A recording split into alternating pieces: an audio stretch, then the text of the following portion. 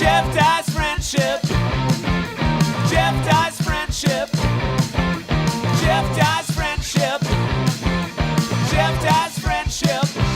Jeff Dye has friends. No, really, Jeff has friends. Jeff's friends are on this podcast. Jeff Dye's friendship. Jeff Dye's friendship. Jeff Dye's friendship. Jeff Dye's friendship. Friendship. Welcome back to Jeff Dye's Friendship Podcast, peepees. Hey, how about that last week's episode? Akbar, Jamba Jibba Jibbies, then we had before that the San Diego Chicken, and then Aaron Michael Marsh, the prodigal son, back at it last week, and the response has been great. Even got a shout out before he even woke up, Melissa, Aaron's cousin and my informal cousin, had already listened to it. She was like, oh, thanks for being so nice. And then she said, she said like, oh, isn't that Aaron guy a piece of garbage? And then something about how she's not going to talk to him anymore and how he's a stupid idiot. Classic Melissa. She's the greatest. We love her. This week on the Jeff Dye's Friendship Podcast, episode 96, we're super excited to invite in Jay Mandyam. He's a TV producer. He's a very funny, just a very funny guy, very interesting guy. He's a very smart guy. I'm always very fascinated with him, and I've never had a conversation with Jay that I didn't enjoy. He's been doing comedy forever. He's been producing television for I don't know how long. We didn't really get into it, but he is the most qualified guy for that position, in my opinion. Very cool guy. He did At Midnight once, maybe a few times. I'm not really sure because he's a pals with Chris Hardwick, and he's good at that kind of stuff. You guys are going to love it. Enjoy our conversation. A lot of new Patreon subscribers. We want to thank you guys. If you subscribe to the Patreon, you get free tickets to my live stand-up comedy shows, no matter where I'm at or what I'm doing. You also get to listen to this podcast and watch the podcast immediately. You also get to message me directly, and I'll get back to you and reply to you there. Lots more goodies the more subscribers we get, and we appreciate every single one of you. If you don't want to do that and you don't want to pay any money for a subscription or whatever, that's cool, and you're just listening, it's free wherever you get your iTunes or wherever you get your podcast. Go ahead and share that with people. Subscribe. That's all free. If you'd like to watch a back catalog of all the older episodes, that, you know, not this one because it won't be available yet, but older episodes, you can go to youtube.com/Jeff Dye's Friendship Podcast, and you can watch some of the older episodes in their entirety, which were originally only released for the Patreon subscribers, but now if they've reached an old enough date where you can watch them. Go to that to watch all that. Without further ado, enjoy Jay Mandyam. Welcome to the Jeff Dye's Friendship Podcast. Very excited to have our next guest, Jay Mandyam. Hey, Jeff. Thanks for being here, dude. Just to give you guys some context, we've already started the episode a few times, but my dog just bit me so hard I'm bleeding. This is like, maybe I'll give Jay my attention and do the entire episode with my dog in a kennel being punished for drawing blood on me for the first time ever. I mean, it's fucking painful. I can't believe the day I show up is when your dog attacks you for the first time. He's just hyper, you know? He's just like going like, and he has no idea how hard he can bite because he's a dumb puppy, and I love him, but he's confused. He's like, what did I do wrong? I was just playing. You're like, yeah, you hit Dad with a hammer. What do you mean you don't know what you did, you know? Anyways, I'm super happy to have you. Again, I refer to you as like the encyclopedia of television and film. You'll know like producers of things. You'll know directors of things. It's confusing to me. Like I wouldn't even know who made the movie. Yeah, it is like, sometimes it's come in handy, and then sometimes it's kind of been a curse where, How could it be a curse? Where it's like, sometimes you bring up a project that you love that people don't even want to remember they did. Yeah. Oh, right. Like if you met, what's the really handsome guy from Black Sheep that plays the bad guy? Oh, yeah, Tim Matheson. No, the handsome guy from Black Sheep. Oh, not the brother. Gosh, what's his name? He's like they did a roast of him on Comedy Central. Oh, Rob Rob Lowe? Lowe. Rob Yeah, Lowe. yeah. No, you're thinking Tommy Boy. Oh, Tommy that's Boy. what I meant. Yeah, Sorry. yeah. See, it's the fact is that There he you knew go. it. There we go. Because here's but the fun. You what I was said gonna say you is- said Black Sheep. The brother in Black Sheep is Tim Matheson. Yeah, and he you was like knew the really exactly. good-looking guy in Animal House, so that's why. Nailed it both. Nailed both of them. That's really funny. You'd be like if you met Rob. We were testing you. And you Lowe. passed. You passed. If you met Rob Lowe and you're like, oh, I love Dr. Vegas. And he's like, ugh, I don't want anyone to know about Dr. Vegas. Right. Who is he trolling me? Do they think you're like trolling him or something? Sometimes they think I'm being a dick. Who's and, that? Give us some. Give us one of Oh those. God, let me think. Now I'd have to remember one. Okay, so there's a writer named Chris Thompson who passed away a few years ago. I remembered a show that he did called Ladies Man that starred Alfred Molina, and he didn't want to talk about that show that much. And he's like, but he like created Bosom Buddies with Tom Hanks. He created Action with Jay Moore. But the one I chose to talk to him about was this show Ladies Man that he Is did the not- reason you chose to talk about it is because you think, like, because it can work to your advantage if you do know an obscure thing that a person's done, because they'll say, wow, he's such a fan that he even knew this thing. There's part of that that has come up before, and then sometimes it's just like, well, there's so much available about these other projects that I know that I want to know about the thing that I can't find anything about. Yeah. Well, I'm also kind of a cheater in this. So, like, you have the actual information. One time I was at a coffee shop and I saw a guy from Drag Me to Hell. He's an Indian actor who plays like he's basically ahead of everything. He knows about the curse. He knows all the things. Have you seen that movie? I've never seen it. He's great. He's a very likable. Is that the Lindsay Lohan movie? No. Okay, It's the only actor I know from it by name right now is Justin Long. Gotcha. And the actress that's in it is very famous as well. But I don't think I've ever known her name. So he's not the lead of this movie. He just has this great part where he's kind of the hero in the fashion that like he believes them. He believes that the gypsies really do curses and this whole thing.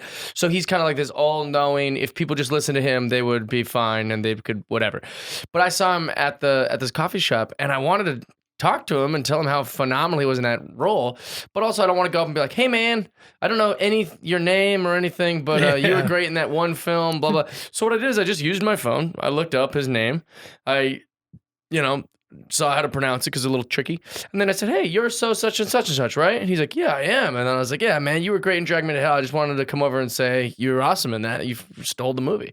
And he's like, oh, thank you so much. And we chatted for a second, and then I went and got my coffee, but I totally cheated. I didn't know his name. Yeah. No, but I've done that not necessarily like to cheat, but like for reassurance or like, okay, To confirm. Yeah, like I was in the airport in Dallas and I saw a guy waiting in line to board the flight, and I recognized him from this episode of this Al Franken sitcom called Late Line, and so It's the fact that you know these things. it looked like him, and so I went on IMDb to identify the character, and I just went up to him and I was like, "Hey, is your name Brian?" And he said, "Yeah." And I was like, "You're an actor, right?" And he said, "Yeah." And I was like, so I just started talking to him about his career, and I love that. and I started with the episode of Late Line he was in. And then, like, the next day, I was watching this movie Game Change on HBO, and he was in it. He showed up in it. Oh, there you go.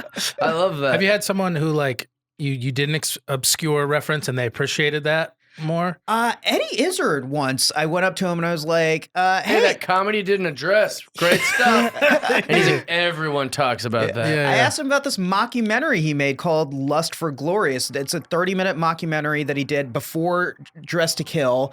And it was on like BBC America once when I was in college, so I TiVoed it. That's like when Dress to Kill was kind of getting popular, and I watched it. And I was just talking to him about that, and he was like, "How do you know about Lust for Glorious?" And you're like, they oh, I know pressure- everything. I know all the things. It's only happened to me once, but it was an athlete when I worked at a Best Buy. And I only knew him because he was a Mariner, Brendan Ryan. He was a That's shortstop. obscure as heck. Right. Even for Mariner fans. But what was even more obscure is he went to a small college in Idaho that my oldest brother went to. Oh, okay. So I knew about that, and that I college. wouldn't have brought that up, though, did you? I did. Because then that makes it like the only reason you know who I am is because of your Well, brother. No. I told him because I was like, oh, I've watched you play in Seattle, like I'm, a Mariners fan or everything. But because I was like helping him out, and then I was like, you went to LC State, right? He was like, how the fuck did you know Yeah, that? I love that. You know? And I was like, oh, my brother went there. And I wanted to ask him about, because the coach there is like notoriously this crazy coach who you hear all these urban legends. Like Bobby Knight. Kind of, yeah, exactly. His name was Ed Sheff. He was like this like old army guy where he made like, he had two catchers. He didn't know who he was going to start, a senior and a freshman. He hit a ball into the outfield, and he said, whoever brings me that ball is going to be the starter. And I asked him about this. This was when he was there, and it was like completely true, this story where the senior was like, I'm not It doing got him that. fired. It didn't. Should've. He's like, the senior's like, I'm not doing that. That's stupid. And the freshman's like runs out, he gets the ball. Right as the freshman's about to hand the ball to the coach, the senior just decked him. Decked the coach? Decked the freshman, grabs the ball, hands it to the coach, and now he's the starter because he gave him the ball. I don't like that story at all.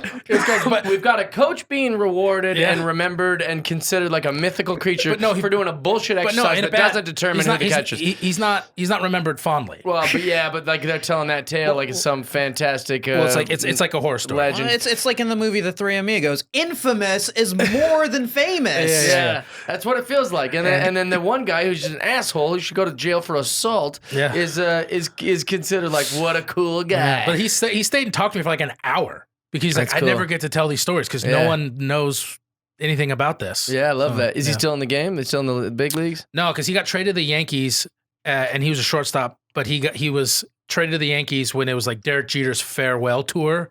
He's like, I hated that farewell and tour. he was like, oh fuck. He's like, I'm never gonna fucking play now. Right. You know, so he kind of For one season. Well, yeah, but it was kind of near the end. It's kind of an opening. near the end of the road. For him, but You know what's funny about, if you don't know about Derek Jeter's farewell season, it was great because Derek Jeter's fantastic and one of the greatest baseball players, and it's great. We love him. Respect.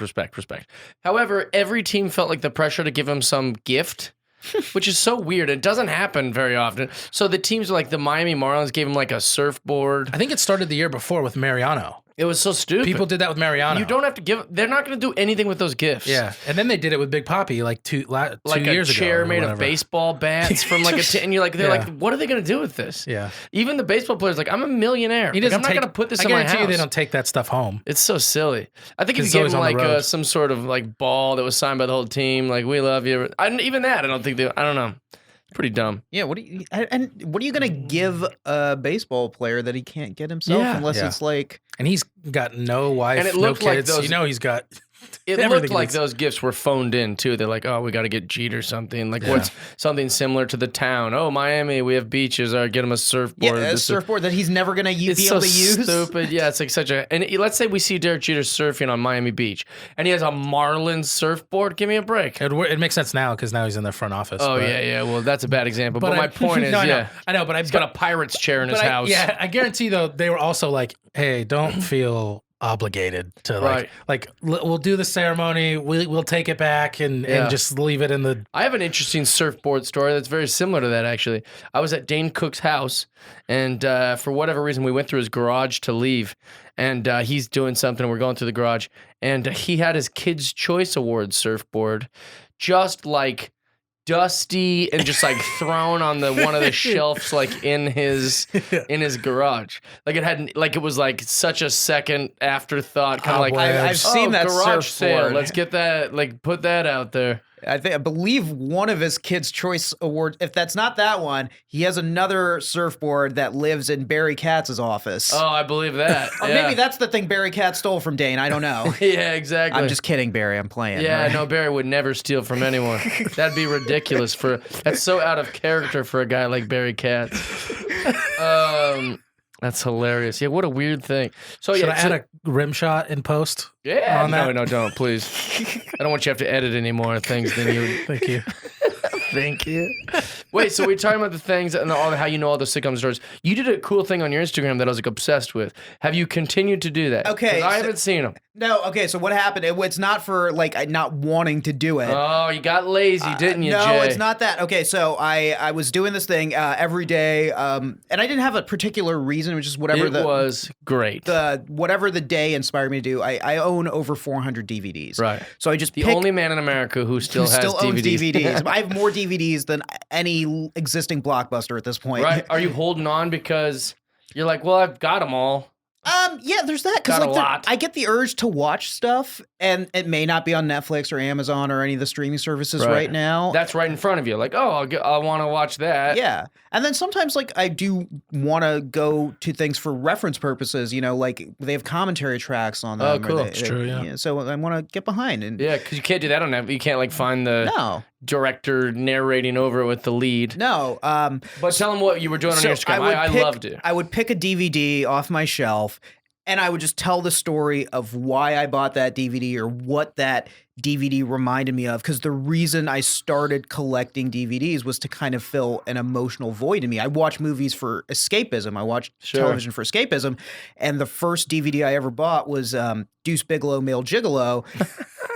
And it wasn't anything to do with Deuce, the movie itself. It was just I had a crush on this girl, and I was running for junior class president. And I got into a runoff with the girl's best friend. Oof. And so then the girl spread a rumor that I was stalking her, which cost me the election. Of course. And I was so like heartbroken and devastated. And in junior high, that girl had given me money to burn a CD for her because I was the first person in my school to get a CD burner. Yeah, who knew how to do it? Yeah. And so I kept that money because I was like, you know what, one day we're going to go on a date and I'm going to use this money to pay for the date. Yeah, you're a nice guy. And which is tragic in high school and junior high. It's you're doomed. Is what Yeah, that means. exactly. Yeah. So she pulled that on me. I lost junior class president. I remember coming home and I was so heartbroken and upset. And I saw the money from the 8th grade sitting on my nightstand, and I took that money and I wanted to do something with it. And my family just got a DVD player. I went to Blockbuster. Deuce Bigalow, Male Gigolo was on sale for the exact amount of money that I had. Oh, and nice. so I bought it. And that was the first. Wait, so you were going to bring her on what, like a $10 date? Yeah, But when was it? But what year was it? Because you can go on a $10 date when you're in high school. Yeah, when you're a kid, I guess. Yeah, you know. This is probably like 99, 2000. Yeah. $10 Well, I mean, date. it'd be still pretty hard, but Hey, you could do it more then than now for sure. Yeah. But I loved Go it to because IHOP. and I often commented on them. Yeah, and you was were always, a big fan. Tony Baker was a big fan. I and, just liked it because each one was a nice peek into your life, but also each one would inspire a very random thing. Like a lot of them would be, a story like that, or some of you just be like, I always liked this. I've always liked this actor. He was in this other thing. I figured I'd try this, and actually it wasn't bad. And so I was like learning about all these other shows and stuff, going, oh, that's interesting. I really like that. A lot of the movies that you had some story or link to your father, who's passed since. My dad passed away about 2 years ago. But you were really close with your dad. We no? No, we were close, and a lot of our relationship was we just watched movies and television together. Yeah. And so it was a big bonding thing for us. And when he passed, part of the way I kind of coped and showed gratitude is I bought a lot of the DVDs that we used to watch together. I love that. Yeah, that's And great. then, I would meet writers or producers or actors, or like Facebook would suggest these people to me that I didn't know. And I would just kind of what you talk about, like mentioning the obscure project they were into. I would just say, hey, my dad and I used to watch this together. These are some memories I have of it. Thank you so much for the laughter and entertainment you gave love him in his that. lifetime. Yeah. And I would say also like I don't know how you are like politically or anything like that. I really only know you from comedy and just nice chats like this, but you're probably the most open-minded person I've ever talked to when it comes to like film and television. Like insanely, like I feel like if I was like, yeah, I liked that movie Black Knight with Martin Short. I thought it was cheeky and Martin funny. Lawrence. Or Martin Lawrence. Yeah, like it was silly. Could you and, imagine if that was Martin I do Short? that all the time. The Black Knight, he's just doing blackface. No, but I do that all the time. Yeah, you do. But but like, I did love that movie, and was it stupid? Absolutely. Is it preposterous? 100%. Was it probably some like cash grab for Martin Lawrence? Yeah, but I enjoyed it, and it was also like this perfect time in my life when I watched it, and I was like not very judgmental. Now I'm a little more judgmental with movies and films than I used to be, or TV and film, and I feel like you're great about that. You're just like it took me if it a good reminds hour you, and a half. if it reminds you of a particular time in your life, and you can sort of like kind of time travel back to that particular time in your life when you're watching the movie, then it's great. That's what it's there for.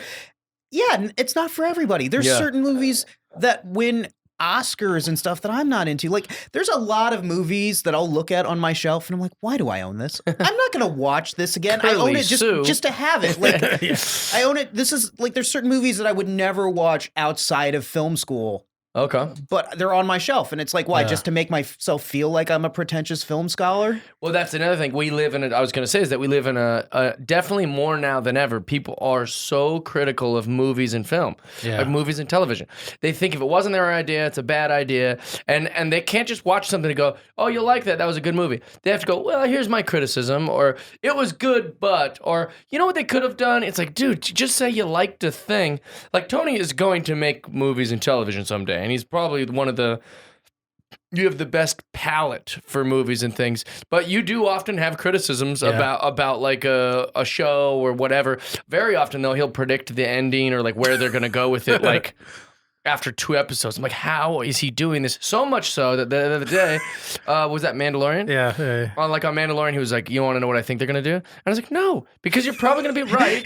And he goes, no, but I don't know. And I was like, I know you don't know, but if you guess it right, also it leads me, man. I have a great memory. So like, that's why I don't watch trailers, because like I can remember everything very, very well. So I'm just sitting there going, oh, this is that part that we saw in the trailer, or I know what's going to happen here because Tony said, like, I'll be like leading myself. Like, I think I've kind of stopped watching. I try not to watch trailers or pay attention to trailers as much when I go to the theater now, because I do like the surprise. I want the surprise. Makes the film so much better. And I've kind of stopped going to IMDb and keeping up with what's in production now, because I remember when Jay and Silent Bob Strike Back was in production, I was on IMDb a lot because I'm a big Kevin Smith fan, and I wanted to we should talk about that. I wanted to see like what was going on with the movie, and then I would see like Matt Damon and Ben Affleck and they're credited as their characters from Good Will Hunting. And then when the movie came out and I'm watching it opening night in a packed theater, and they do the gag where they reveal they're doing Good Will Hunting too, I'm not laughing because I already saw it coming. You already saw it. Yeah. And that's what I deal with so much, that I haven't watched a trailer in probably, I don't know, 8 years. Like I haven't watched a single trailer. If we go to a movie, I text my friends, tell me when it starts, I'll come in. Or if we're on a date, like I'll literally stand with her in the doorway, and then we'll wait till the movie actually starts before we walk in. We'll ask like, how long is trailers? They'll be like, it's 20 minutes. We're like, okay. So then I'll just sit out there. And some theaters will tell me all over, because I go to theaters all over America for the road, and they'll say, well, if you're not in there by the time the movie starts, like they're not going to let you in. I'm like, okay, that's a risk I'm willing to take. Like I won't watch a trailer. It's just so bad. No, yeah. I don't want to be. I don't want to see the spoilers, and then I don't want to sit here and be one of those guys like, oh, the trailer showed you all the good scenes. Right. Yeah, no, I agree. And it's like also like, I mean, this episode 96, and I've talked about not watching trailers with like 50 of our guests. But so you have all these movies, you have all the things, you enjoy watching them, whether it's a memory or escapism or whatever. So when people ask you the generic question of like, oh, what's your favorite movie then? Like, what is your favorite movie? Default answer is Back to the Future, and I view it as the whole trilogy, not just necessarily the first one. Oh, okay. But I'm obsessed with Back to the Future. Really? I love Back to the Future. Do you have any material about Back to the Future? I do. I actually have a story about. I have a story from when I was in college that I've been doing on stage in the last couple of years about when I went to go ride the Back to the Future ride closing weekend at Universal Studios. Right. I got mistaken for the Indian guy from the show Heroes.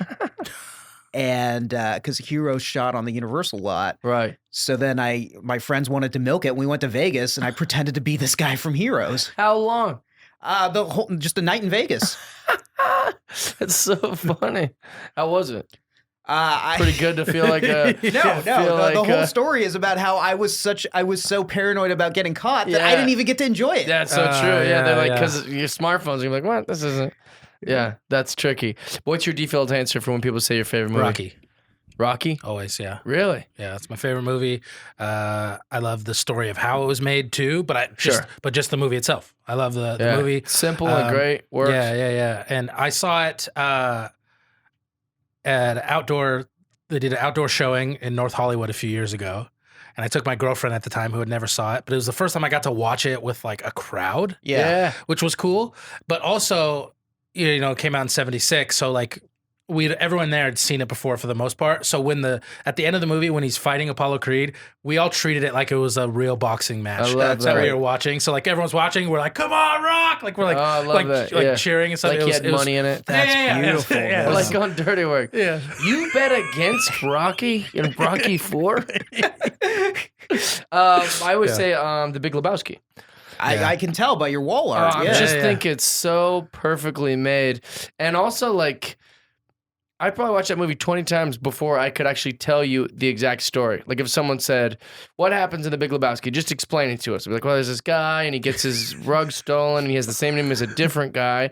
And then I can do that now because I've seen it hundreds of times. Right. But I think it would have taken me like 20 times of seeing that movie to even really follow what's kind of happening. It's an interesting narrative. And that's also kind of like what I love about like why Back to the Future is one of my favorite movies is just because I can watch it so many times and find something new every time, just like I'm sure you can do with the Big Lebowski. Well, not every time, but different things will strike you. Yeah, for sure. It's so good. Yeah, and that's like the beauty of a favorite film is that you can watch it every time like it's the first time you've ever seen it and find something new in it, something you didn't see before. Find a new way to enjoy it every time you watch it. Well, and I also like showing people the movie. That's a great so feeling too. That's probably most of the times I've watched that, or at least half is just someone going, "I've never seen that," and I go, "Can we watch it? I'd love to watch it with you." And then I get to like watch them laugh at a scene for the first time or something. I'm always like really excited about that. I feel that way about Rocky too. I had to coach myself probably like 15, 20 years ago to not go, "You're gonna love this." I know. Or I love this part. Or like saying the lines. If you're watching a movie with someone and you're saying the lines,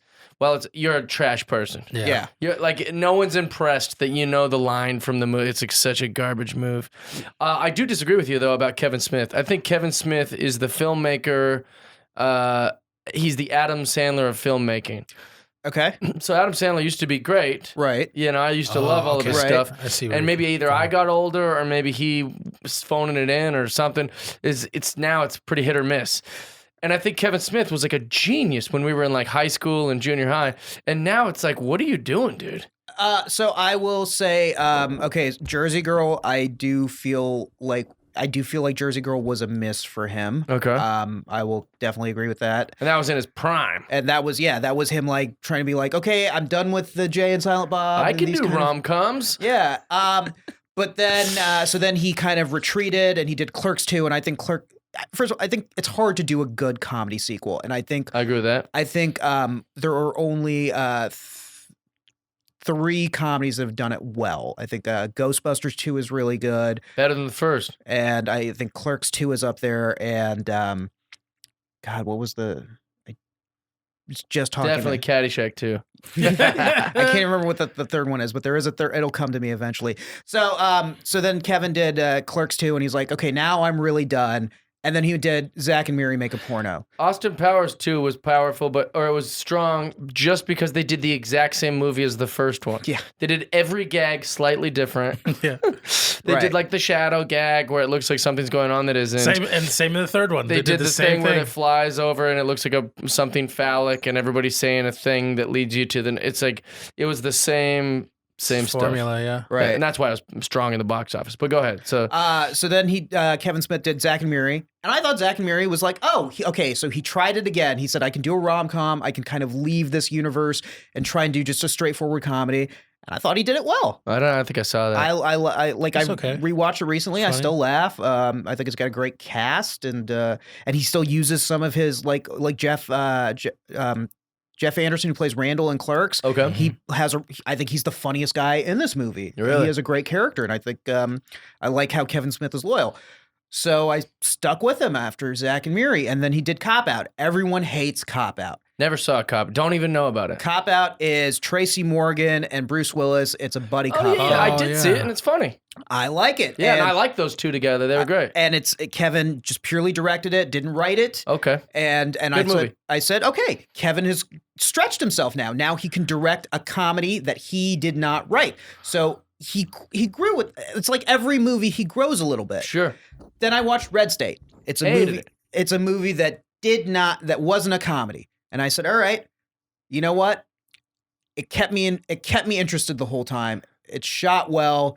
I felt like he grew again. He said, I'm going to try something different. And I felt like it worked for what he was trying to do. I feel like it was like the worst misdirection ever. Like he went for like, oh, you'll think they're like good people because they're religious, but religious people are secretly judgmental and evil. And you're like, oh, that's really on the nose, Kev. Like you're really, it's like. I didn't say he grew and he like figured out how to be Coppola immediately. I just think he grows a little bit with every film. Sure, okay. Yeah. So then after Red State, I never watched. I just never got around to watching Tusk or Yoga Hosers. Yeah. So those two I can't comment on. But I did go see the Jay and Silent Bob reboot a few weeks ago. I really enjoyed it. I like Jay and Silent. That came out a while ago, though. It's been doing he's been taking it on tour like a road show. Oh, then never mind. Then I haven't seen it. You're probably thinking of Strikes Back. Strikes Back. So it's basically a sequel to Jay and Silent Bob Strikes Back. I liked Strikes Back. And I loved Strikes Back. And so this is I felt like it was a solid way of paying homage to Strikes Back. You're right. And then I take it all back. Yeah, it's. I hated Red State so much that I'm being unfair to Kevin Smith. Kevin Smith, you gave me tons of home runs. And I'm punishing you because one movie that I didn't appreciate. So I apologize. Because I defend M. Night Shyamalan all the time. Yeah. Because my friends that live in Los Angeles can be very judgmental about M. Night Shyamalan. I'm like, yeah, but you loved Signs. You loved Sixth Sense. Unbreakable. You loved Sixth Sense. The Village was phenomenal, even though it wasn't a horror film. So that's 4 movies that he made that you enjoyed, which is 4 more than you've ever made. Like, you got to at least give him the credit for the credit. Sure, there's been some ones that weren't as well received, like the Mark Wahlberg, the Fog one. Right. So, okay, he did a movie that some people didn't like, and the majority of the people didn't like. And I'm kind of doing the same thing to Kevin Smith. I just hated Red State so much that I'm punishing him. So I'm sorry. Yeah, I feel bad. Clerks changed my life, man. Dude, Clerks is, I think Clerks is probably the reason that it's almost damn near impossible to get a movie into Sundance now. Oh, really? Because Clerks got into Sundance, low budget, no name actors, and it's just all about story and character. And then even Kevin Smith will admit to it. He's like, yeah, people probably watch this like, oh, this shit got in? I can go make a movie. And like now you have to be like basically be a studio movie, an Oscar contender to get into Sundance. Yeah, it's like Joker. The Joker will go to Sundance and like win the like. Well, that's the problem with any genius thing is that like it's not the genius's problem or the genius's fault. It's all the people that copycat it. Yeah. That's what's annoying. You know what I'm saying? Like Banksy's great. All these jackals that try to do what Banksy does with the graffiti art, that's problematic. Right. Like, oh, I'll make some stencils and you're like, no, dude, this isn't politically brilliant or like there's not any good messaging here. It's just like you made instead of a little spray paint stencil rat, you made like a cat, like against a. It's like just garbage, you know. I don't know. Yeah, just saying. I mean, there are several other copycats. Like after Clerks came out, everybody wanted to do a version of like, oh, we're just going to stay in one location and talk about 90s angst. And right. It was good though. It was great. It was fantastic. Wait, so have you met Kevin Smith? Briefly, I was working the Brea Improv one night, and so we had the early show, he had the late show, and it was a week after his heart attack. Oh, God. And so I just said to him, hey, man, I'm just glad to see you up and about. Yeah. And that's pretty much it. He's one of those celebrities that we're not used to seeing skinny. Yeah. So it's jarring on your eyes to see him real thin. You're like, what? This isn't who I've fallen in love with. Yeah, it's kind of confusing. I've never met him, but I met Jason Mewes. And I'm obsessed with him. He's like the coolest guy. Evidently, I saved him, or I don't know if I saved him, but I helped him in a little bit of a kerfuffle in, it was either Newport, or it was either in New Jersey, or it was in Bridgeport, Connecticut. One of those two, because I was doing the Stress Factory, and I was leaving super early in the morning, and he was being detained by some police officers, and he was just sitting there like arguing with them, like, dude, I'm clean, like I haven't been on it, you know, right? And they're like just hassling him, but since I just got there in the middle of it, and I'm also just only long enough to walk from the hotel lobby to my car service, I see this whole thing going, so I go, hey, Jason, man, I'm a huge fan, and he's like, oh, thanks, man. And then I go, are you playing the club tonight? Are you at the Stress Factor tonight? He goes, yeah, at 8:00. And the cops are like annoyed that I'm yelling while they're like trying to do this. But then I literally watched him turn and go back to the, what was this about? And he goes, I'm a comedian. That's why I'm in town. I'm at the Stress Factor. I kind of gave him an in to be like, no, I'm a wealthy, Right. successful man. I'm probably not up to no good around here. Yeah. And then later that night, he told the owner, Vinny Brand, like, dude, that comic like kind of helped me get out of that, help me wiggle out whatever he was dealing with. But that's my only interaction with Jason Mewes, and I freaking love him. Nice. I'm a That's big great. fan. I mean, I'm a big fan too. Yeah. I haven't watched. He directed a movie recently. I haven't gotten a chance to check that one out yet. Interesting. Yeah. How often are you watching movies nowadays?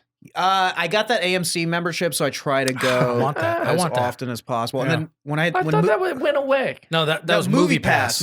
MoviePass was great on the road. Like when I was on the road every week, you have nothing. It's like you Yeah. and the wait staff. You have nothing to do I'll on the sometimes road. sleep until 3 p.m. on the road, and I'm still like, all right, I got to kill 5 hours. Yeah. Like, I still have all that time. AMC has their own version now. Well, it's Okay. like for AMC theaters. Yeah, but Interesting. MoviePass was great because it was taken almost everywhere on the road. So on the when I was on the road like last year before, and MoviePass was happening, I was seeing a lot. Yeah.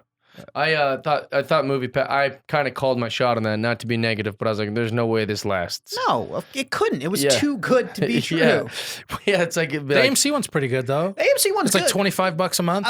It's and you get $20 a month. three You movies get a three week. a week. They basically were able to figure out what MoviePass was banking on, that nobody's going to be able to use all those movies. Yeah. right, which is an old business model. So like, It's like the gym membership. right. Well, that's I think the first people that probably did it was the gym. Is that like the idea of like, yeah, just get everyone to sign up. Not everyone's going to come. If everyone came on the same day, we'd be screwed. But also, you just say, all right, wait in line for the treadmill, like, and they're not Right. going to do it. They'll just leave. So it's kind of the same, like the membership thing, as you can see with Netflix, and as you can see with Yeah.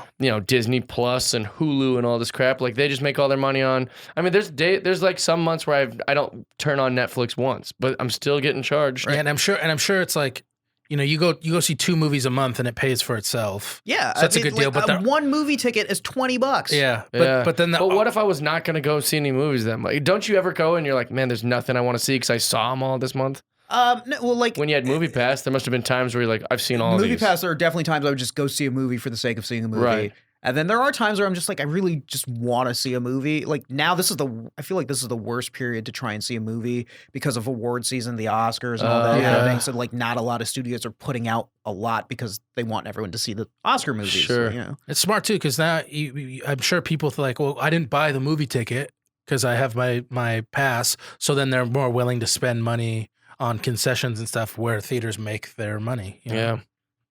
Pretty smart. We're in we're in a time, and I don't know when it started, but I feel like we're in a time right now where there's like every show is so stinking good. 2014. How many times are you going to hear, oh, have you seen blank? Oh, have you watched, are you caught up know, on, right. have you seen, you know what I'm referencing? And you're like, dude, there's too many good shows. Yeah. There's Game of Thrones and Mad Men and Stranger Things and Ozarks. And, I mean, there's just not enough time for all this shit. Witcher and Mandalorian. Like, Right. it's just too many good shows on these services. What, in your opinion, is like the thing everyone should see? Oh God,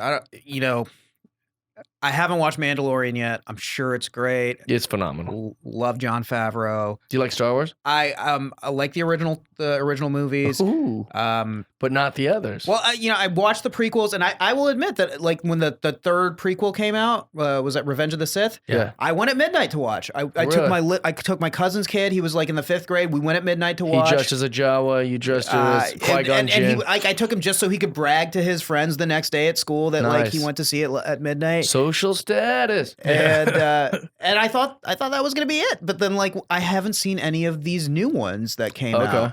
They're good. Any of the Adam Driver ones, I haven't seen them. But like I will eventually get to Mandalorian. I think the last like really good show that I was like, oh, have you been watching? There it was on Showtime. It was called The Loudest Voice. It was about Roger Ailes. It starred Russell Crowe, and Russell Crowe does a phenomenal Yeah. job He's a great actor. as Roger Ailes. Like he just immerses himself in this character. You don't even see it. And the way the show was done is it kind of jumped around in years that I feel like they could go a second season if they wanted because of that narrative structure. Now, after Bombshell came out, I don't know what they're going to be able to do because Yeah. it's basically the same story. Interesting. Well, I watched a show. We talked about this last night in my kitchen. Me, JC Carias, Tony, and Jeff Z. we talk about how like Witcher is this great show, and I watched every second of it because I want to play the video game, and everyone's told me the video game's great, you're gonna love it. So the show Witcher is awesome. It follows this Witcher who's like this like tough like blonde-haired guy who seems like he seems like he's unbeatable, you know, and he's commissioned to kill monsters for people, and occasionally commissioned to kill people, even though he doesn't want to do it, but the circumstance, whatever. So it's a great show. You should watch it, but it gives the audience way too much credit. Like there's 3 different timelines going on at the same time, but they don't ever tell you there's 3 different timelines. Yeah. So they make you do a lot of work. You don't figure that out until episode 4. Then you're like, wait a minute, how's that person happening? killed themselves. It's not like it's not like this reveal where you're supposed to be like taken away, like, oh my god. No, it wasn't a reveal. They just like expect you to understand that. Okay. Which is crazy because I criticize shows and movies when they don't give their audience credit. Hold they just your like hand too much. re-explain things. I'm like, God, give your audience. They're not all a bunch of dum-dums from the Midwest, like everyone seems to think. Like that's why Big Bang Theory is so popular, is because everyone's stupid in the Mid. They're not. They're regular people. Right. In fact, give them some credit. Like they don't need you to really over-explain every stupid joke or thing. But this one is the total opposite. You just like they show you a character that killed themselves, like in the first episode. And you're like, what? And then like I had no idea what was going on, but I was enjoying it so much that I was like, or whatever. Evidently, it's 3 different timelines happening, and then they eventually overlap. Yeah, they sync up. Eventually. But like some people, you know, like now when they meet up with this timeline, they might be 20 years older because that's eventually, it's such confusing thing. Yeah. But that's a fantastic show. All right, I'll check it out. Yeah. Yeah, if you like, man, it's probably the best fight scenes I've ever seen. Like fight choreography, like in starting with the bang in that first episode. It's like, holy shit. Also, no characters that I didn't like. Yeah. Every character I liked, which is very unique. There's characters that annoyed me or whatever, but like every single character is a home run. So you know what's interesting about both you guys, what your favorite movies are, is you've chosen movies that not a lot of people know this, but they're both based on real guys. Yeah, the dude, Jeffrey Lebowski, and then which one was yours? Rocky. Oh, yeah. Based on Chuck. Yeah. They actually made a movie called Chuck about the guy who Rocky was based on. He was a nightmare, that guy. I watched that movie. I felt so sad for that guy because there were certain attributes about him that I identified with, and I was like, oh, no. Like, I think that, like, any woman that has a crush on me, that movie pushed back me wanting to settle down by at least 10 years. Because I was like, oh, yeah, I like that. Going to a bar and having a whiskey and being able to flirt with the bartender and, you know, hanging out late and just, you know, maybe going, yeah, I am that guy from that thing. But he chose to get married and go do those things. So he felt this guilt of like cheating on a gal, you know? Right. That's interesting. I try to just ignore that that's a thing because it like made me feel so weird.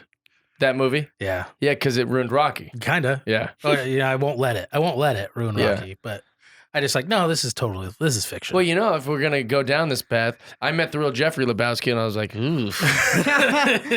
It was at Lebowski Fest, and you know, I remember hearing Jerry and Larry David say that in some interview, when they were going to use a loosely based character off of Kramer, they're like, he's gonna milk this. Right. The real guy is going to just really milk the fact that we made a character based off him. He's gonna spend his entire life going, yep, you know, that's me, you know, that's me. And that did happen. I've been on Kramer's reality tour 3 times. Oh, wow. Yeah, so you know what I'm talking about. And they were right. Yeah. So the same was with, I don't know if they knew this would happen, because I don't even know the Coen brothers even really knew him. Oh, yeah, they did know him. That's how they wrote the script. But this guy, good night. He's just, I'm the dude. I mean, even the things that the Coen brothers took creative liberty to change, he is now absorbed. Adopted, yeah. Oh, I've always hated the Eagles. And like in the Coen brothers like book, there's like, we thought that'd be a funny thing for the dude to not like the Eagles, like in the car. Like, and so, but he's just like, yeah, that's what, and it's like, he's currently forgotten who he is and just absorbed the movie over and over. I heard a funny story about Sam Elliott where he was tired of playing cowboys. Really? And the Coen brothers kind of like accidentally tricked him. Like they're like, "Oh, well, we have this movie. It's not a Western. It's nothing." And he was like, "All right, great." But they still got him being but he didn't know. They didn't know he didn't want to be cowboy anymore or anything like that. I would love to know if that's true. Yeah. Because not that like you didn't hear that story, but just whether. Because then he reads the script and he's like, "Oh, I see." You know? Yeah, because he's still like, there's even a line where the dude goes, I like the whole cowboy thing you got going, and then walks away. Like, that's his compliment to him. Is that, like, this guy's in a bowling alley and lives somehow in, like, Los Angeles area, and yet is still, like, very cowboyish, drinking sarsaparilla. I don't know. When I lived in Dallas, there was a bar close to where I lived, and we heard rumors that Jeff Bridges was there that night. Oh, cool. Oh, cool. So my roommate and my roommate's girlfriend and I, we all went, and there he was. There was Jeff Bridges talking to people. So I went to the bar to get him a White Russian, just because, I wanted to be able to say I bought the dude a White Russian. I bought him a Caucasian. So I went up to him, Mr. Bridges, got you a little Caucasian here. Like, oh, that's sweet of you. Gave me a hug. Oh, nice. And then he's holding this thing for a while, and then my roommate went up to the bartender and he's like, I want to buy him a drink. What's he drinking? He's like, everyone's trying to buy him a drink. He's not taking drinks from any. Some guy bought him a White Russian. He's not going to drink that. Well, that's silly that guy thinks he wouldn't. Why wouldn't he? Yeah, White Russian's a hell of a drink. I make them with almond milk. Really? You can do that? I mean, I'm not surprised. I actually heard that our true White Russian's supposed to be made with like Cool Whip or heavy cream, yeah. And then I heard about this thing called a Colorado Bulldog, which kind of blew my mind.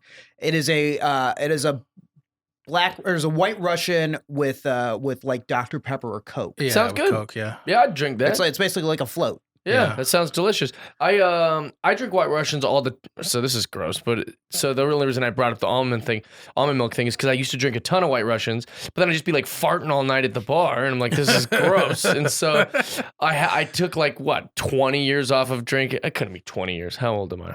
I took like 10 years off of drinking White Russians, and then I was like, wait, I could. Every store sells almond milk. It's like in every coffee. It's everywhere. Right. So I was like, I just drink almond milk with it. Let's see if it'll stay, stirred. And it does. It's perfect. Yeah.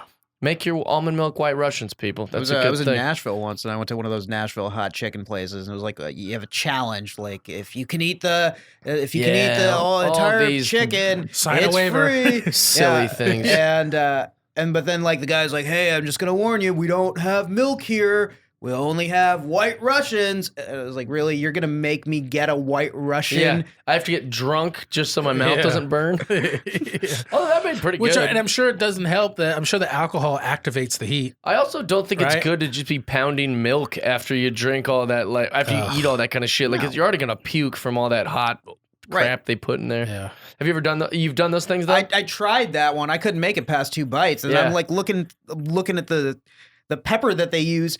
This isn't even a real pepper. They've synthesized 2 peppers. Sure, it's just science in there. Yeah, to make this thing. So it was like, what purpose does this serve? Attention. That's all it is. Any guy I've ever known, and I'll say it by name, Andy Morton. I used to live with a guy.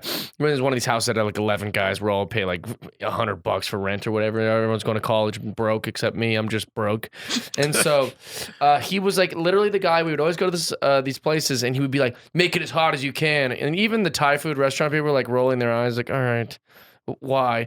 And so then he'd be like eating it, he'd be like tearing, and he'd be like, oh, this is so hot. Guys, you should see how hot this is. And we're just like, dude, you're not even enjoying your lunch. Yeah. You're just trying to impress us, and no one's impressed. Yeah, no one's impressed. I have a friend like that who has the same reaction, but like he is enjoying it. Well, I think it's like an attention thing most of the time. Most of the time, sure. Maybe not your friend. Well, because like we do it like not in public. It'd just be like me and him. But like, even those contests, it's like someone going, oh, they're going to try and do it. And it's like, I've even done it once. I did once in Connecticut, but it's because I had like a strategy and I wanted the prize. The prize they would comp your whole meal. Not just mine, the whole table. Right. And we had like a table of like 8 people.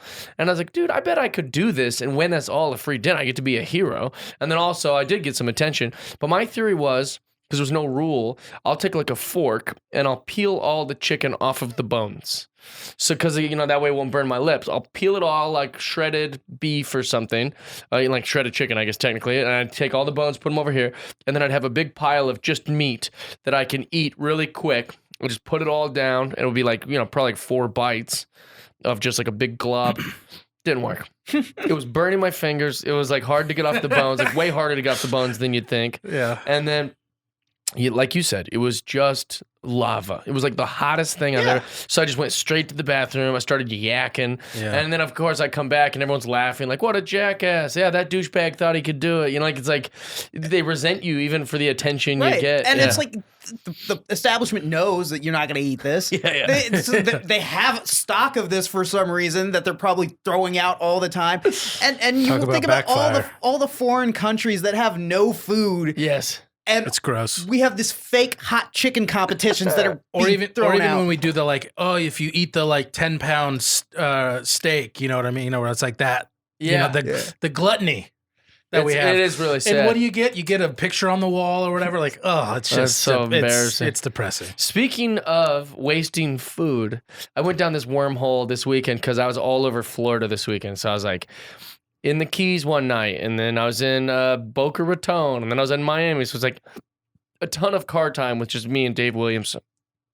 He starts complaining about a comedian he once had a horrible interaction with named Artie Fletcher.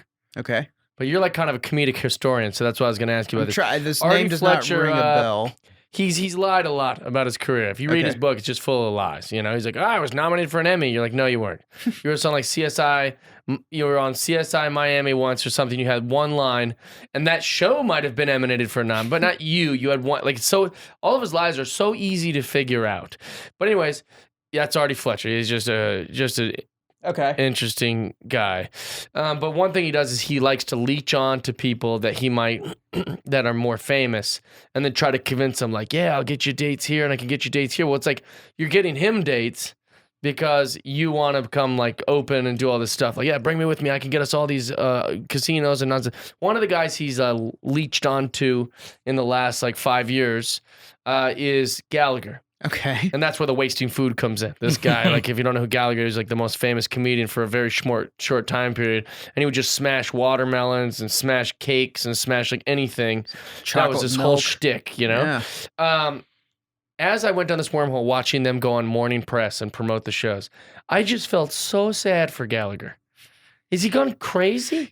I know he like had a thing where he like was dehydrated or something, and like when you get really dehydrated, you lose some brain functionality. But there was some issue with him where he had to go to the hospital for a while, and he was on Letterman talking about it at some point. Yeah, because he seems like when you watch him on stage, like in the 80s or whenever that stuff was going on, he seems like that's just a regular guy who's doing a performance, and then you watch him now and you're like, oh no, like this dude is like mentally ill or something. Like the things he's saying, and like he definitely doesn't have great comedic sensibilities anymore, but he just seems like he doesn't have any semblance of where he's at or what he's doing. Yeah.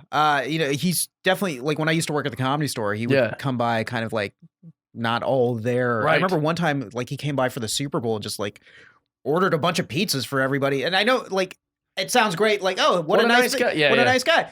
I don't think he knew he was doing that. Right. Yeah, and everybody there is kind of like, Gallagher? Wait, Gallagher bought this? Like, can we go over and talk to him? I don't even know. Yeah, because he's just such an odd duck. Right. I talked to him for about 15 minutes at the Comedy Store once. He was like out on the patio. Yeah. And nobody could believe it was him. But he was like alone. He looked like hell. Yeah, he looks like a homeless guy. Yeah, it's really, really weird. And then that whole story where he sold his act to his brother and then sued his brother for stealing his act too. Well, yeah, the way I heard it was a little different, but yeah, is that how it goes? I mean, that's the lore. I'm not sure what the specifics are. I heard that he figured if his brother does his act, they can, like let's say he made $100,000 for a performance because he was like very popular at the time doing like really big venues.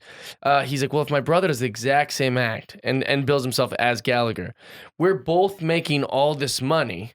But then when that kind of like died down, his brother would continue to go do the show without like his permission or whatever. Okay. Because now that became his brother's income. Like, wow, I'm making bank doing this.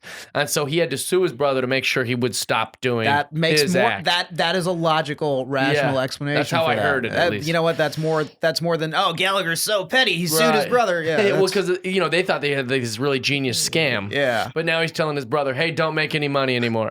And his brother's like, this was your idea. It's interesting. I found out some interesting trivia recently. Gallagher and Gallagher 2's nephew is Kyle Cease. I did not know that. That is so weird. Yeah. Because you probably know Kyle. You've I probably know known Kyle for from the years. Seattle yeah. scene. Yeah, we've had a tumultuous relationship. I don't know if that's even a good way to put it. I was jealous of his success, like when I was an open micer. I jealously tweeted something once, like it was just petty on my part, like some Right. stupid thing. Like I don't even know why I was doing it, but I tweeted like it's sad that people like Andrew Slater are, not famous, and guys like Kyle Cease are. And I mean, what a dumb tweet. It doesn't. There's no good coming of that. It's not character of the Jeff Dye who Yeah, I that's know not who my has the friendship style. podcast. Exactly, yeah. Like, I think I just thought, like, I was probably just hanging out and was like, yeah, I'm going to do this. And I immediately regretted it. I saw Kyle probably a year later in LA going to Barry's boot camp. We were both going in there, and I like, pulled him aside. Hey, man, that was garbage of me. Like, I shouldn't have done that. And he was really receptive to it. He was like, oh, man, thank you very much. And blah, blah. We had, like, a back and forth talk. I find it hard to not judge Kyle Cease, if I'm being honest with myself. Because, he does the comedy classes, and then I was like, Right. I've heard, things that are just kind of a little gross that way for the way he would make money off these comedy classes. And kind then of like, he almost kind of dragged Louis Anderson's reputation down a little bit when he was doing that. And Lucas Seeley and him were like doing this thing where they're kind of banking on everyone's like hopes and dreams, Right. and then unfollowing them the second that the thing's over. So that was hard for me to not judge and have strong opinions about. And then now he's like a motivational speaker. He's kind of out of the game completely. Yeah, and so then I watch those videos and I'm like, gosh dang it, Jeff, he's making it real hard for me to just be even keel and not want to like poke fun or like judge it or talk trash. But I remember one time when I was working at the Comedy Store, there's that hallway in the back. So there's the stairs that lead up to the original room, and then the hallway leads directly into the main room. Yeah. And I was working that back hallway, and so on stage in the original room is Yakov Smirnoff. Okay. And on stage in the main room is Kyle Cease. And I could hear them both clearly in my ears. I was like, wow, I am listening to two outdated sets in stereo right now. It's so true. Yakov Smirnoff is like one of the nicest humans I've ever met, but also wildly disconnected from reality. Like he's still doing his In Soviet Russia material. Yeah. And Kyle Cease was talking about rides at Universal Studios that aren't even there anymore. Sure, it was very strange, very strange. Yakov, came to a show and he was just doing all this material about how much he loved his wife and how like love is good and it's beautiful. She's in the green room and then she went out to watch his set, Comedy Magic, and she was like just loving it. And then the next time I saw him, he's like doing all this material about being single and he's like positive and like just talking about love. And I'm like, what? He was just in here with his wife. Like that was like last weekend. And they're like, I don't know. We don't know nothing about him. We don't know. It's very strange. What was it? So I wanted to ask you this. What was it? When did you, and what was it like working at the Comedy Store? Did you enjoy it? I'll say no. It was hell. Okay. Working there was hell. That's just honest. physically working there is hell. But everything I do now, like all the road work I do, all the TV producing jobs I have, everything has come from my time there. Okay. Because that place prepared me to be able to do the work that I do now. But no, working there from 7 a.m. or 7 p.m. to 2 a.m. every day is miserable. And it's not the healthiest work environment. No, I was definitely an alcoholic when I was working. Like, like the Cabo Cantina next door used to do this 2-for-1 happy hour. So I go to Cabo before work. I get drunk over there. Yeah. I go clock in for work, and then the bartenders all knew I was drunk. So then they just pump more alcohol into me. Wow. It was a really chaotic place to work back then. It hasn't always been like right now. You get like these giant stars that come in and stuff like Right. that. But like there was a time period at the Comedy Store where it was like it wasn't necessarily the A club in town. No, like Chris Rock would come in and maybe we have 20 people in the crowd, but now like anybody on any given night, it's sold out every night. And working that backdoor shift is like the most depressing shift because you're really only busy for like a half an hour of the night, but then you have to be there from 7 till 2. And then at one point, like 1 a.m, you have to go get on this rickety ladder that you feel like you're gonna fall off of. Oh, and change the marquee up. on this, change the marquee on the roof every day. Ugh. And so that backdoor shift is like the most depressing shift When to I work first there. came to LA, I thought, oh, I don't ever need to work here. This comedy club is so negative. Like I went there was nobody in that. I think the OR. Wait, which one's the OR? The OR is the all black room. When you walk into that main patio. Yeah. So that room, there was a comic on stage. He was not doing well because there's no one there. There's just not many people listening. There's like probably 10 people all sitting in like separate areas of the room, and the comic's not doing well. And then the guys that are working at the club, who are friends with the comedian, are heckling him. and like talking shit about his act. I was like, this isn't that it's not supportive. The black walls and like and all this different stuff. It was like I was like, this must be awful. And then all the guys working there just looked like they were like mad at life and like it just had such a toxic, dark feel. Now it doesn't feel like that. Now it's like I went there last night for this was like probably my first time there in like a year or Okay. so, and it's changed got a completely. good vibe, It's like and it's very corporate too. I remember one time I went there during the day. And they're like, you have to sign in. I was like, sign in? What are you talking about? I worked here for 8 years. Yeah, what do you mean sign in? Sign in. But it's different now. But like a lot of cool things. I got to witness a lot of cool things there. Okay. Like one night, Chris Rock came in on a Tuesday, and he's just sitting in a stool reading off of his notepad as dryly as possible. Next day he comes in. It's Wednesday. He's standing at the microphone. Still dry material. Thursday he comes in, notepad is on the stool. He's saying it with a little bit of Chris Rock demeanor. No cadence, none of that. It's still okay. It's like it's he's talking, but it's not dry. Like he's putting something on there. Like an argument, yeah, okay. Yeah. Friday he comes in, it's full Chris Rock, with the stamping and all that. So to see his process and to see him start just to make sure he wants to make sure the material's funny, then he wants to make sure it's the material, not his tone, and to kind of see him grow it and shape it. Yeah, and he doesn't develop want it to feel like a cheap trick. Yeah. That's great. I wish more comics that are famous would consider that. So that was great to watch. It was and like watching all the people come through and work on their roast jokes and their award show monologues. Sure. That was fun. And then was it hard to differentiate who's a comedian and who is just a person trying to walk by you in that back area? Yeah. Because so many comics just breeze by, like, I'm a comedian. Like, how would I know? You never come to the Comedy Store. And then it's You've never talked to me. And then, with the open mic scene, the turnaround and stuff, we don't know who's going to stick around. So it's like, okay, yeah, sure, you're a comedian today. What are you going to be 4 months from now? I'm always really conscious of that. Like, hey, I'm Jeff Dye. Nice to meet you. I try to remember their name. I try to do that thing because I want them to know that there's no reason they should know me. And then there's other times where I'm giving my ID and someone will come over and be like, you don't have to ID Jeff Dye. And that makes me feel good. But also I'm like, this guy doesn't know me. It's okay. Like, it's okay that he's doing his job. Right. He's supposed to memorize all the comedians in comedy. And because I had a lot of time, like, working at the Comedy Store or, like, late nights doing nothing, I would just, like, look at the walls and see whose names are painted on. I'd look at the walls of the headshots and see who had headshots. So kind of like that osmosis of IMDb, I would retain a lot of these comedians' names and Some maybe of their those headshots guys and if, stuff. are men and women on that wall in cursive. They couldn't get a spot at the Comedy Store now to save their life. No, like if the new guys probably don't know everyone whose names are on that wall. No way. So like, if somebody walked in, it's like, my name's on the wall, they're like, they wouldn't know. They wouldn't care either. Yeah.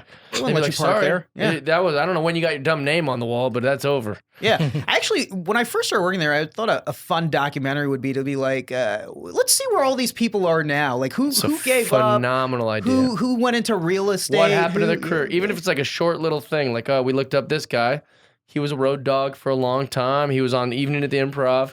He had a pretty fine career. He was married, and then he passed away in 2001. And like that's his whole story. But he was at one point supposed to be the next big thing. Right. And that's interesting. And then some people, obviously we know where so and so is. Yeah. Yeah, that'd be a really interesting documentary. It'd be a lot of homework. A lot of homework and like because I produced and depressing. You'd have to like really model who you're going to showcase and who's going to be just a mention. Right. Because that could be sad. You're like, dude, I'm on the 10th guy, and they're all were nobodies. There's there's a documentary. I think BMW made it about like it was a former like 70s Comedy Store comic who now sells BMW cars, and he decides he wants to get back into stand up, and so it like shows how big he was in the 70s and all the potential he had. Now he sells these BMW cars, and then it's like about he's gonna make his transition back to stand up. He's gonna get his fame again. And then it shows him going up for the first time in 30 years and like he feels like a celebrity. And he's going up at the Laugh Factory open mic on a Tuesday afternoon at like 6 o'clock. With dated material, I'm sure. Yeah. I'm sure it's brutal.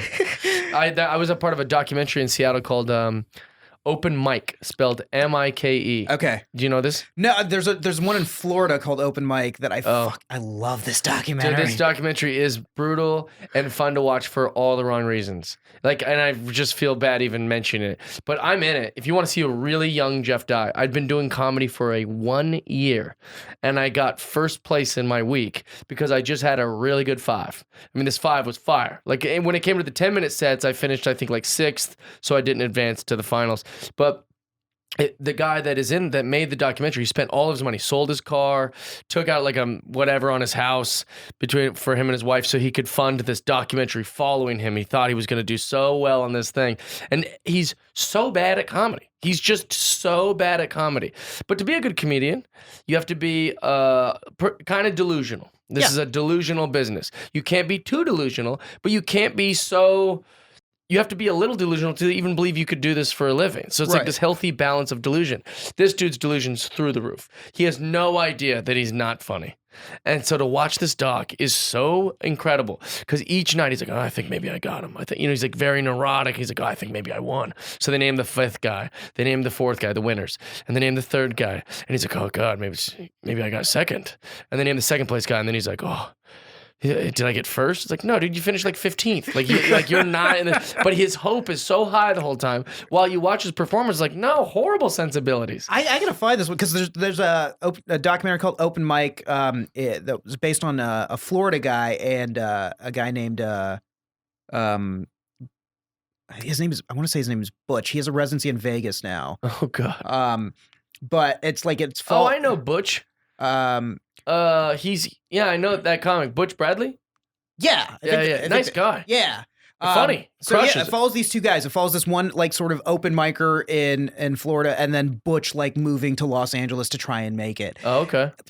Butch's storyline is fine, like, but the storyline of the open micer in Florida is hilarious, right. And it's like he doesn't have it, but he's so delusional. Dude, you got to see this. The best part about this is he goes on a date at one point in the documentary. The date is clearly set up by the producers because this chick is so out of his league. Oh, nice. But that's even better. He tries to impress her by saying that he's a comedian, and she says, "Really, I don't believe it. You haven't been funny this whole conversation." Ouch. Yay. And he gets so mad at her. But also, like, what a great, she has great dating sensibilities. Like, that's so rude.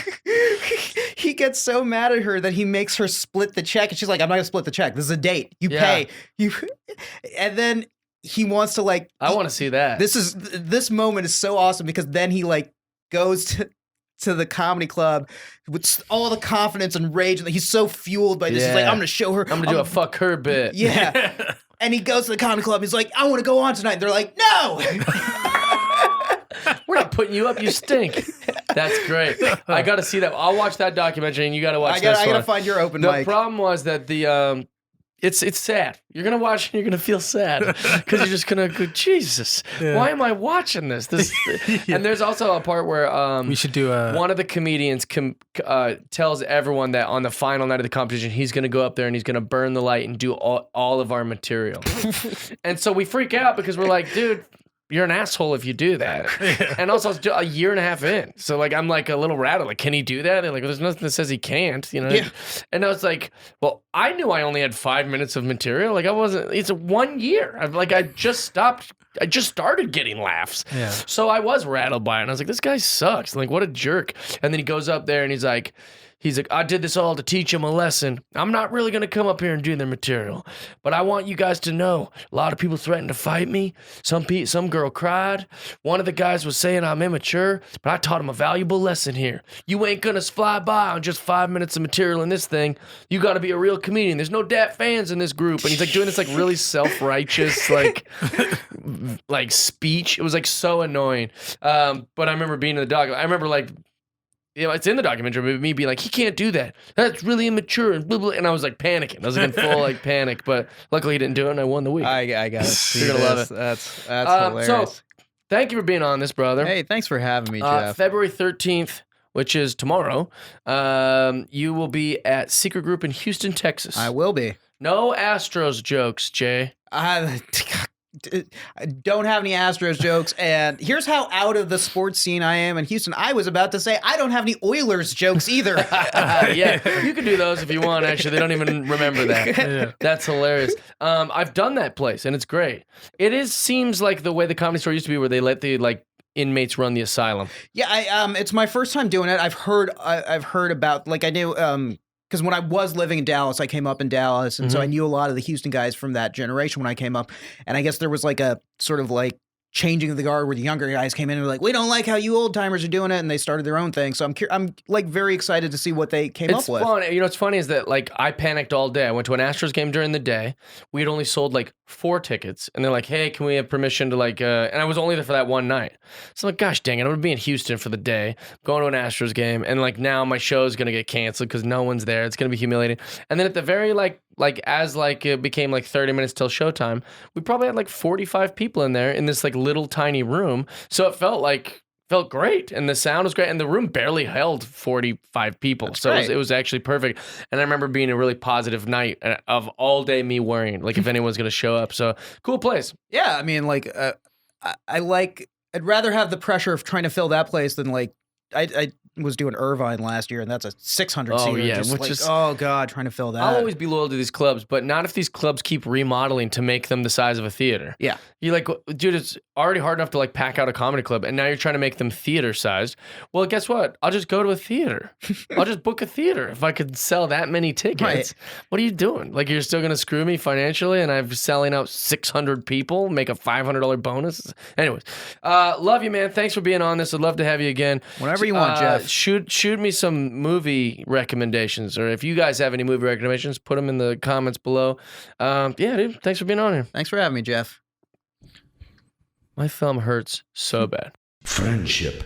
Good episode. Fun episode. Loved having you, Jay. Friendship. Friendship?